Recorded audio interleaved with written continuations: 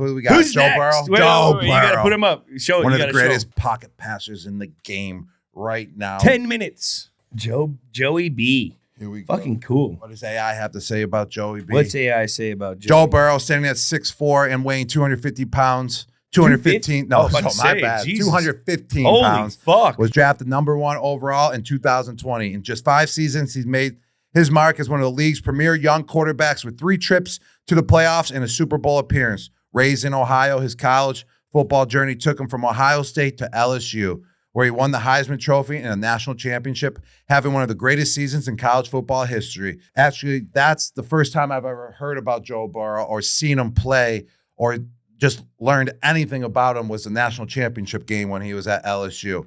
Yeah. And I literally was sitting there like, this guy's Tom Brady of college football. 100%. And just the first game I've seen him play, actually in the first half, just watching him go. But like back to this, he's not only recognized as an emerging face in the league, but also for his charitable work throughout his home state of Ohio. Charity Jules, what is the first thing you think of when you hear the name Joe Burrow?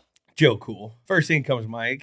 Kid's cool. I think we were all watching those national championship year games in like the meal rooms before games with all our teammates. Remember watching those? And like you'd watch these LSU teams, and yeah, they had a lot of great players, but he was just dicing fools. I think he beat like every record you could beat, passing, throwing, yards, this, that in college. So when he came in, it was like, who's this kid gonna be? Like he had a stand. He played himself into some craziness. Like this guy, who is this kid? Then he came in, he played. He went to the damn Super Bowl with the Cincinnati Bengals like 2 years into his career, which was crazy. Like he's backed shit up. He's always been the guy, and he's backed it up. I think he's just a calm, cool, collect guy, man. I love his game. I love watching him play. Climbs the pocket like as a receiver. These are the kind of quarterbacks you want. That you dream of. Yeah, because he's going to sit in that pocket. He's going to find you. He's going to deliver the ball. I don't want guys that are running because you get the ball. I love the way he just slides up in that pocket every time. He's just got such great pocket presence, and that's why I loved him so much when I watched him in the national championship game, because that's what he was showing, and that's what Tom does as well. 100%. Tom's one of the best pocket passers in history, actually probably the best, and that's what makes him the greatest quarterback of all time. It's not like he was running around. I mean, because he was such a great pocket presence, and he would slide right up, and he just kept delivering that ball right on the money, and he was reading the whole entire field, and every guy was covered, but he stayed so cool in the national championship game, and then all of a sudden, he just looked to his left, boom, and just dish it off to the running back. He would get 10. Yeah. And he would just always know who to go to, find the guy that's open, never force the ball. And if he does force the ball, he's going to force it in a pocket to where only his receiver can get it and not the defenders. And that's what makes his guy so great at the quarterback position. No ands, ifs, or buts about it, Jules. I know. And that's like when you say pocket presence, when you watch a guy like who has good pocket presence, for example, Brady, it's when he can step up or slide to the right while he's keeping his eyes down the field to buy himself a half a second to deliver the football. Like it's not like it's rad athletic, but it's like a sixth sense where you know where to go to stay in the pocket. So the guy running the hump goes over you, the pocket pressure, the guard comes this way, you step this way.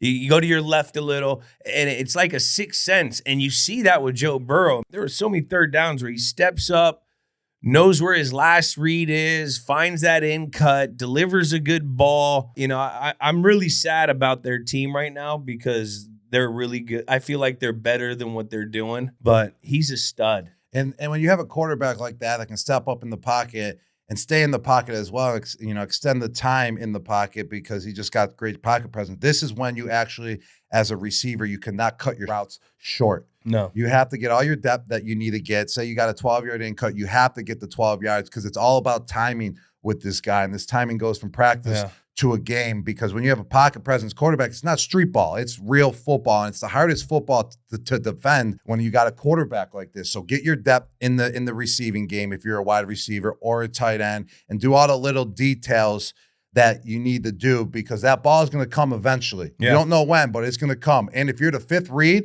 always be ready for it, because if all 4 reads are covered, it's going to the 5th read every single time. Depth and spacing is only really important on zone. Man coverage, you can break your depth. And yeah, man coverage, you can. What do you think about when you hear he's a coach's son? What does that mean to you? Coach's son means like kind of like a coach's pet, but like I don't see that with Joey B. Like, like that's kind of what coach's son. I would say son of a coach. Is he? Yeah, I think his dad's a big coach in Ohio. It's literal. He's a coach's son. Yeah, but you're talking about him being with the Bengals, like he's a coach's son. Like, he's literally a son of a coach. All right, well then. So like in the scouting report, if he's a son of the coach, is that a good thing or is that a bad? That means he's smart, loves ball, around ball, grew up around ball. It exists in the family. It's a trait that's passed down. I mean, it's good to know that family members, the tradition of football exists in the family. Yeah. That means you got toughness. That means you got grit. If one family member in a decade and then there's another family member, that means that's a football family. And that's who you want on your team. Yeah. There's no doubt about that. I agree. Like if I have a kid, I mean, they hear Gronk is, a little mini Gronk is on their team, that you want that. Same with Jules. Oh, we got little Julian Edelman coming. If you have a boy, but eventually on a football team, maybe your daughter will be the first kicker. Maybe playing football. Never know. Yeah, you never know. She plays soccer right now. So hopefully she is the first. But they're going to be like, we got an Edelman on our team. This is amazing. Like, it's just passed down. Like, it's just the tradition of just football knowledge is passed down. Football knowledge. We got to get her flag ASAP. You ever meet Joe? Joe Cool? I have. We did a Nerf shoot together. Nerf shoot. Okay. Yeah. Our Super Bowl week before he was about to get drafted. It was him, McCaffrey, Adams from the Jets at the time, the safety we talked about earlier. And we did this content. He was a cool kid. He's got a confidence look about him. He's just confident. It's not cocky. It's just like we had him do a scene where he had to throw a football, like one of those little Nerf footballs. And the dude like threw it over the house and like walked off. And it was just like, yeah, that's pretty fucking cool. He's not even trying to be cool, but he is. He's just comes naturally. Comes natural.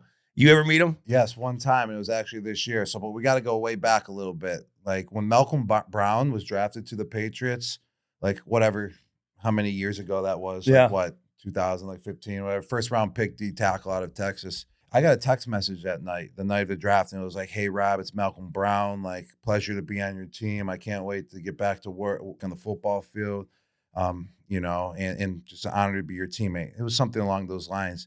And I wrote back like, man, great to have you on. And then eventually that night called the number, and it was not Malcolm Brown. So I got duped. It was just a random fan, and they duped me to answer back and saying it was Malcolm Brown. So my phone number got passed around somehow, some way, and I got duped. Like I got. As Marshawn Lynch would say on his podcast, I got. All right? I got.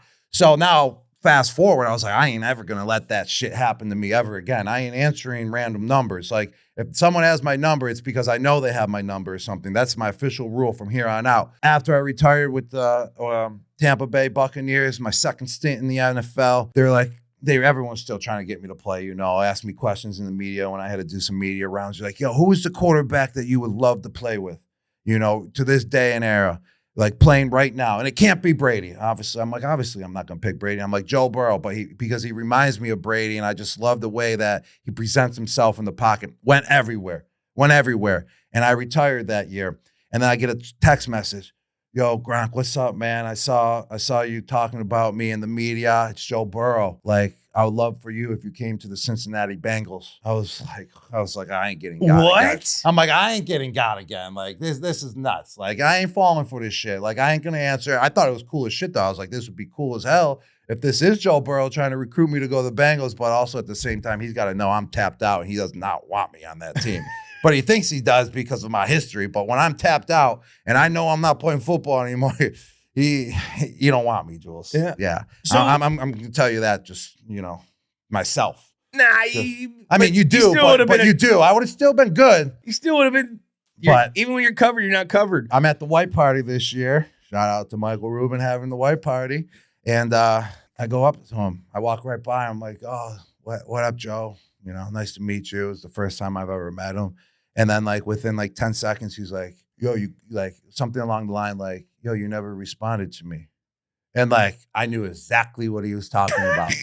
And I was like, no freaking way that was actually you, bro.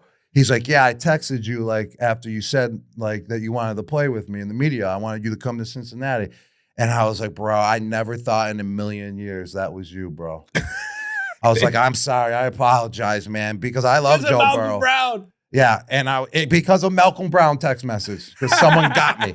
So I was just, at that time, I was like, bro, I'm sorry, bro. I love your game. And I was like, you don't want me. You didn't want me anyway. So it was a good thing I didn't answer. I turned into that. So in that situation, just take a guess. Just go with your heart. And if you truly believe who's texting you at that moment. You should have FaceTimed if you don't know the number. Time. What kind of dude is Joe Burrow? That's easy, man. I mean, obviously, he's kind of a dude's dude for sure. He Great is. guy He's in the cool. locker room. He is too cool. He's You too can't cool. be a dude's dude when you're too cool. Not when you're too cool. He's got some dog in him. Mm-hmm. He does.